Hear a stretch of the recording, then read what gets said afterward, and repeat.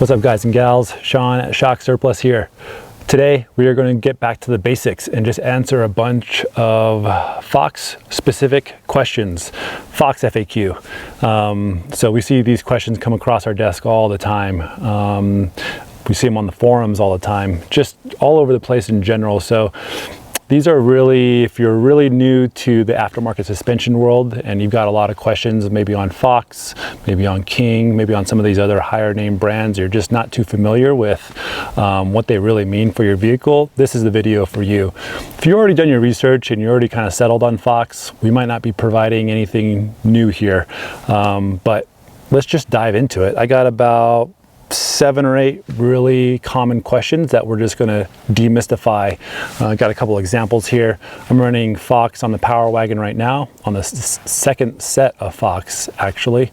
So we had the 2.0 non-reservoir, and now we have the 2.0 with reservoir on the Power Wagon. So a lot of first-hand experience. I've also ran Fox 2.0s, coilovers on my Tacoma. I've been in a Fox 2.5 DSE equipped Tacoma quite a bit, so a lot of first-hand knowledge here. I'm not talking to you as a salesman either. We sell Fox, King, Icon, Radflow, Dobbins, Sins, Bill Stein, Rancho, Skyjacker. I could go on and on. We sell a ton of different brands, so this is really just to help out with all the major basic questions. So hopefully we just provide some value. First obvious question is, do Fox shocks really make a difference? And a resounding yes. Whether you're at factory height or whether you're at a lifted vehicle height, going from a standard OE shock to a Fox shock, you'll definitely notice a big difference. In kind of bump compliance, and what that really means is how sharp and jolty are speed bumps and potholes. Usually they're very jolty. If you look at a shock dyno, for instance, the reaction of the shock will be very sharp on the compression, very sharp on the rebound. A Fox product is just going to kind of ease out and round off those corners, so be a lot more forgiving is what I like to say. So bumps are a lot more forgiving. It's going to eliminate those bumps and eliminate the discomfort, not entirely, but it's going to help out dramatically. So actual ride quality improvements for sure. Is Fox suspension worth the money? That's basically the same kind of question. And Fox's product range goes from a basic Fox 2.0 shock, and these run about 150 to 170 bucks per each shock, all the way up to 2.5 and 3.0 shocks, where each individual shock can get up to $1,000 or $1,500 a piece. So depending on how fast you want to go, the type of terrain you have, whether it's a custom setup or an off-the-shelf setup, whether they're worth the money or not really comes down to the driver, how much performance you're really asking of your vehicle. If you're not really asking for too much performance and you're looking for more just flash and a little bit of ride comfort improvement, I would say they're still worth the money. If you're looking for a huge ride improvement to make everything plush and you're only replacing the shocks but keeping everything else standard, that might not be the best bet. Just bolting on a new set of shocks might not fix your ride comfort or ride control problems. You might have to look into the leaf springs, the coil springs, maybe a full diagnostics on your setup. But these aren't a magic bullet to take care of all of your woes. So we can get into more details per application and per vehicle, but in general, definitely worth the money from our experience. These 2.0s are an entry-level performance product. When we say performance product, these things are meant to be pushed hard. They're meant to improve handling and improve traction of your tires. Comfort is a byproduct of that as well. So lots of different ways to attack that question and answer, but I hope that kind of gets you started down that path. Obviously, you can reach out to us for specifics on your setup. How long do Fox shocks last? That question is out there quite often, and such a wide range of answers. The reason is because it comes down to the driver. If you're on the pavement all the time, it's a daily driver, and you maybe see dirt once a month, these 2.0s will probably last you anywhere between 50 and 100,000 miles. I know lots of customers, I don't know lots of customers myself, but I've seen it out there. People get 100,000 miles out of these shocks. Whether they're performing optimally at 100,000 miles is a different question, and I'll get into that in a minute. There are also on the other side of the spectrum to where people with Fox products on their racing vehicles, on their weekend desert vehicles, they're rebuilding these shocks every 5 to 10,000 miles. So these shocks are serviceable. So no matter really how long they last, you can get them serviced and refreshed for your setup. Fox, along with many other off-road manufacturers, recommend service intervals between 10,000 miles, 30,000 miles, or 50,000 miles, depending on how hard you're pushing the shocks. Like I said, if you're racing and beating hard on your suspension every weekend, then you're going to rebuild them between 10 and 20,000 miles if you want optimal performance. If you're a little bit of dirt, a little bit of pavement, then at the 30,000 mile mark, definitely double check to see how they're performing, see about a gas charge. You could tell a gas charge by how fast the shaft is expanding out when it's off the vehicle. Your vehicle will also be pretty washy if the shocks aren't doing its job. And what I mean by washy, I mean boaty. So a lot of this. Or a lot of body roll that wasn't there before. If it's a daily driver, you'll easily get 50,000 miles, and it's not like the shocks will stop working at 50,000 miles or 60,000. It's just that gas pressure in the shock has waned a little bit. The handling won't be as tight. Bumps and potholes might get a little bit more jarring than they were before. That's just because internal seals on these kind of performance products are really meant for high heat abuse, high performance in a kind of a shorter term interval. They're meant to be serviced and they're meant to be rebuilt. That's why they're built with very high-end components. I hope that answers your question, but we could get into it more. One of the big comparisons we see recently a lot are between FALCON shocks and Fox shocks. TerraFlex used to run Fox shocks in their kits up until about 3 or 4 years ago, where they used Fox custom valve shocks in all of their Jeep lift kits. Ever since then, TerraFlex has brought their own shock manufacturing in-house, and they've branded that FALCON shocks. FALCON are about a 2.25 inch body. These are a 2-inch body, and so their internals vary a little bit, shaft diameters vary just a little bit, internal oil varies a little bit, price point varies a little bit. The FALCON shocks are going to have a slightly bigger piston compared to the Fox 2.0s. I believe the shaft diameter on the FALCON is a little bit thicker. FALCON has different mounting solutions as well. From all the customer feedback we've seen, FALCON ride a little bit firmer on the pavement than Fox do. And so some people don't like that too much. Some people, a lot of Jeepers might not like the sporty feel, too tight, which usually equates to bump compliance being a little bit too jarring. Fox, I believe, sounds like Fox is a little bit more forgiving on the small bumps and potholes compared to FALCON. Where FALCON may exceed Fox's performance is in the go fast kind of terrain, taking harder hits. That bigger piston has to work less, just a little bit, has to work a little bit less than a smaller piston from the Fox 2.0. There's going to be a lot said there depending on vehicle application, especially now that FALCON is making a range of shocks for light trucks like the Ram, Tacoma, F-150, Silverado, whereas before they were previously only in the Jeep market. Reach out to us if you have a specific vehicle and you want a more direct head-to-head comparison in that range, and we can either hook you up with one of our previous customers that are on either FALCON or Fox, or we might have some of our own first-hand experience that we can share with you. We're going to tie these two next questions into one. Then the questions are, will Fox shocks improve the ride quality, and do Fox shocks provide a smooth ride?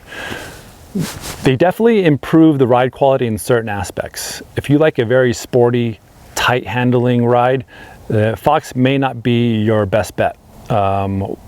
We're not going to give a direct recommendation because that's going to vary depending on your platform, but there are a host of brands out there that that valve differently than Fox, that provide tighter handling on a daily driver or on the pavement than something like Fox would, but Fox excels in off-road and higher speed environments where there's more shock travel happening and harder obstacles to absorb. Whereas the other shocks, they might be tight and great handling on pavement, maybe better than Fox, but can they take the hard hits or bigger obstacles over a sustained period of time? Maybe not so much. So that question and answer is going to be very subjective to your platform, very subjective to the kind of use we're talking about.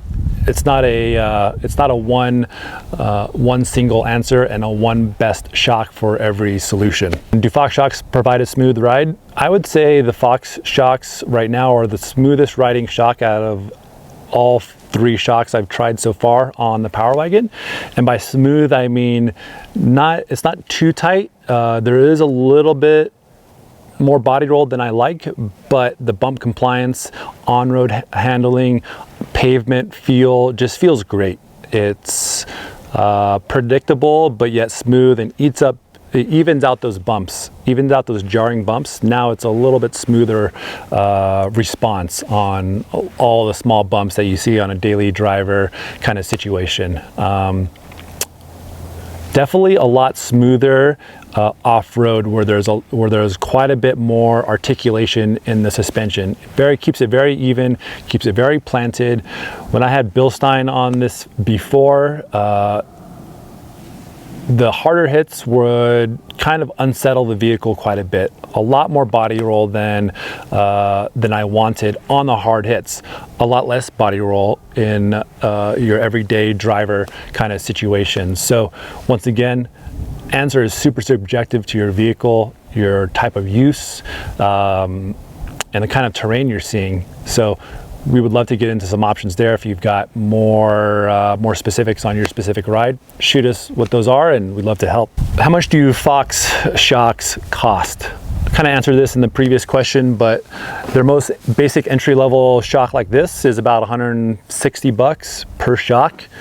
This reservoir upgrade is going to see probably about 260 bucks per shock.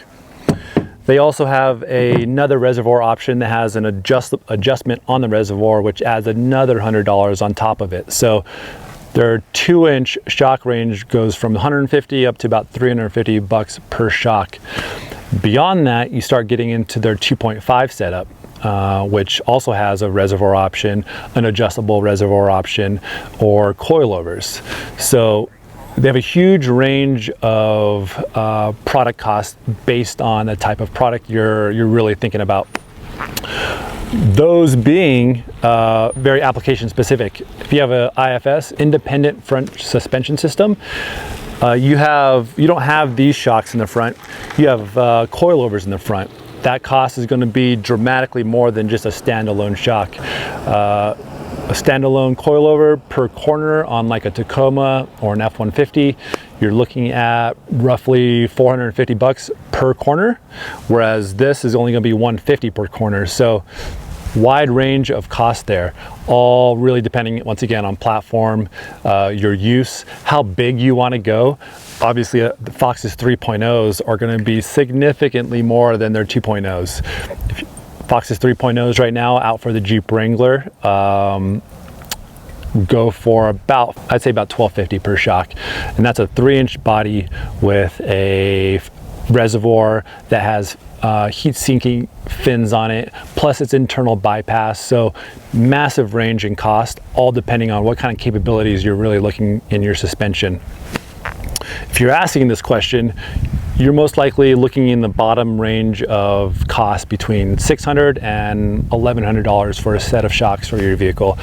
Shoot us in the comments your specific vehicle and we'll give you a live quote right away. This is this next question is one I've been wondering myself. Do Fox's reservoir shocks ride smoother than their non-reservoir option?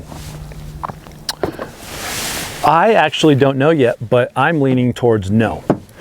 On an everyday driver kind of comfort, everyday driver kind of experience, I would lean towards no. There's no difference there. If there is a difference there, it's very imperceptible.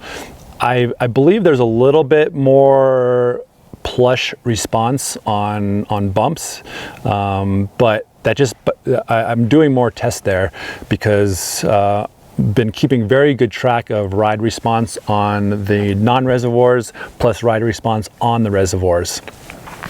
So we're going to have a lot more in-depth review of that coming soon on this Power Wagon, but so far unless you are running hard in the dirt and you need that heat dissipating response from the reservoir, I think reservoirs may be overkill for your rig, and the 2.0s will get it done for the most part. What's the biggest difference between Fox 2.0 and 2.5? That's there's a lot that's tied up into that question. The most basic answer being a 2.5-inch shock, obviously much thicker body, but also has a thicker piston, which is the main piston of a shock is really where all the work is being done. So just imagine I've got puny arms. Imagine my arms as a 2.0 shock. Now imagine a beefy Arnold Schwarzenegger arm as a 2.5 or 3-inch shock, where that piston just has to do a lot less work to stop the suspension movement. A lot less work meaning a lot less jarring, less jolty feeling in the cab. So there are huge benefits to going 2.5 over 2.0, mainly because surface volume of the working piston just makes such a significant difference in overall ride comfort and long-term performance of the shock. The other big difference between a 2.0 and a 2.5-inch shock is the internals. There's a lot more room for features like internal bypass or additional shim stacks to valve at the end ranges of motion within the shock. You're able to just valve it differently, and for instance you can give up that everyday ride zone kind of valving response to better valve the end ranges of motion of shock. So we won't get into the nitty-gritty details, but more room, more oil for heat dissipation, bigger piston in the 2.5-inch body, all of that compared to a 2-inch body, which is very much an entry-level performance product. Real high performance really starts in the 2.5 and up range. Another question we get quite a bit is, I see this out there on the forums a lot. And I believe there's a lot of confirmation bias behind the answers. Does a Fox stabilizer make a difference? We just put on a Fox 2.0 stabilizer on this, and the vehicle only has 30,000 miles. I've beat on it hard a lot. The factory stabilizer seemed to be working just fine. After we installed the Fox 2.0 stabilizer, the factory one still had gas charge and it was still damping just fine. And I really haven't felt any difference at all in the steering with the 2.0 Fox stabilizer. Yeah, don't really have much more to say there. I wasn't expecting for it to fix anything. There was really nothing wrong, but I really wanted to see if there was going to be any difference. So that might not be the best way to test out a product. You know, usually a lot of people wait until their factory stabilizer fails and then give a new one, and then that range of knowing between a failed stabilizer and a brand new high performance one, that difference is much more perceptible compared to a perfectly working stabilizer versus a high performance stabilizer. Being able to see any difference there right now, to me, it's imperceptible. Can't really tell the difference. So is it worth the money? can't say it is just yet. I know there's a range of other questions out there, but that wraps up our FAQ for today. If you guys have any other questions, hit us up in the comments, send us a DM, all the things on social. We would love to help out on your specific setup. Thanks for watching. We appreciate your time. Cheers.